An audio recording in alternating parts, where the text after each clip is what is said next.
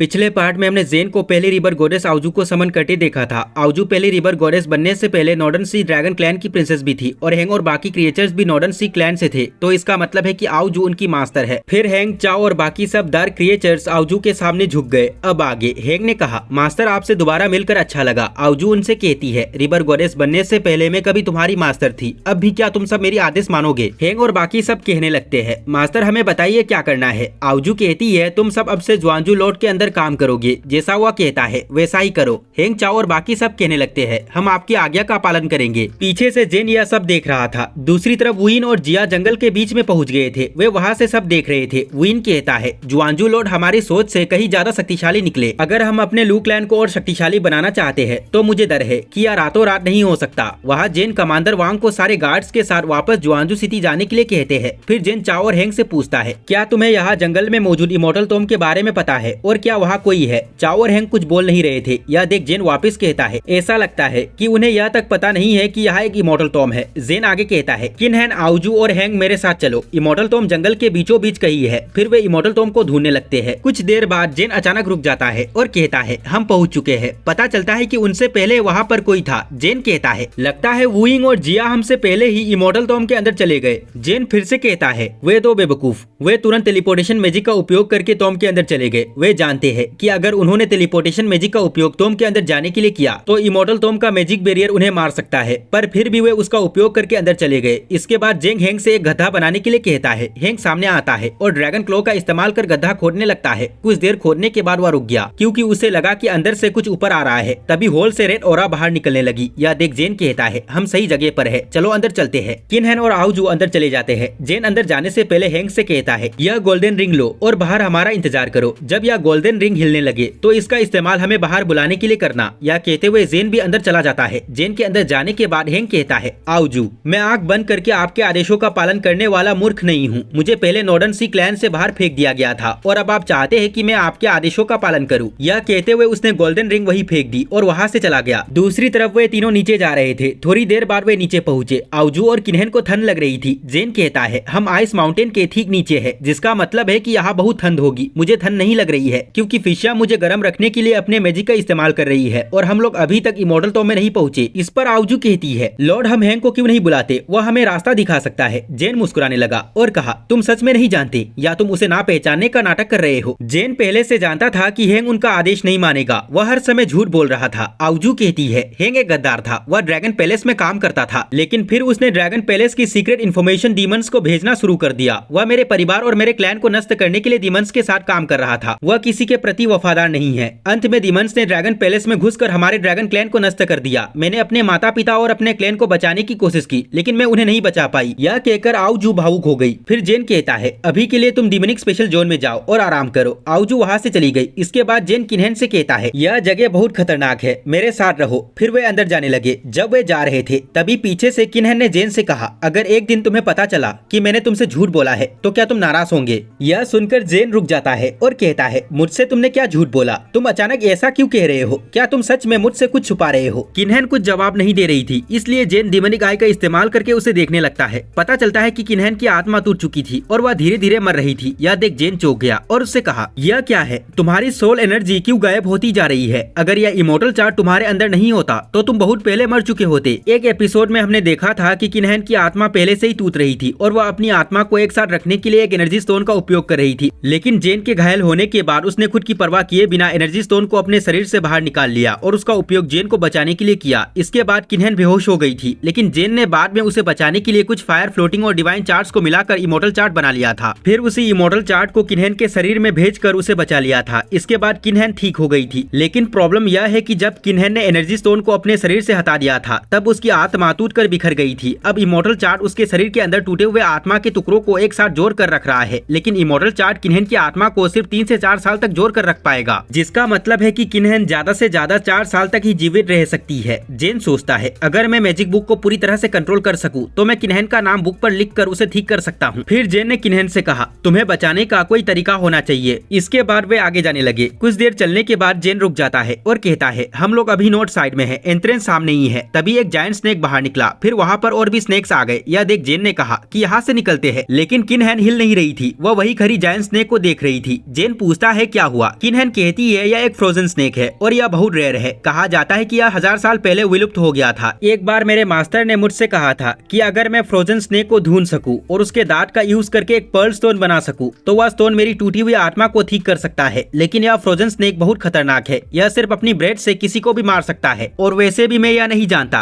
कि जो मेरे मास्टर ने फ्रोजन स्नेक टीथ से पर्ल बनाकर यूज करने के लिए कहा वह सच है या नहीं। जेन कहता है मैं इस फ्रोजन स्नेक के दांत निकाल देता हूँ और देखते हैं कि क्या यह तुम्हें ठीक कर सकता है या नहीं। किन्हन कहती है यह काम नहीं करेगा, मेरी आत्मा पहले ही टूट चुकी है, अब इसे ठीक नहीं किया जा सकता है। इस पर जेन कहता है जब तक तुम ट्राई नहीं करोगे तब तक तुम्हें पता नहीं चलेगा। फिर उसने किन्हन के चारों ओर एक प्रोटेक्शन एरे बना दिया और कहा तुम यही रहो, मैं ऊपर जाकर चेक करता हूँ। फिर जेन तेजी से फ्रोजन स्नेक के पास चला गया और फिशिया को भी बुला लिया। फिशिया ने फिर एक सील जेन के सामने बना दी ताकि फ्रोजन स्नेक की ब्रेड उसे छू ना सके। तभी फ्रोजन स्नेक तेजी से आता है और जेन पर हमला करने की कोशिश करता है, लेकिन जेन और फिशिया वहाँ से हट जाते हैं। जेन कहता है फ्रोजन स्नेक का असली दांत एक सींग के आकार का है और वह उसके सिर के ऊपर है। जेन ने फिर निशाना लगाया और सींग को तोड़ने की कोशिश की, लेकिन सींग बहुत सख्त था, वह उसे काट नहीं सका। फिर फ्रोजन स्नेक ने उसे पीछे फेंक दिया। यहाँ पे समाप्त होता है पार्ट 23।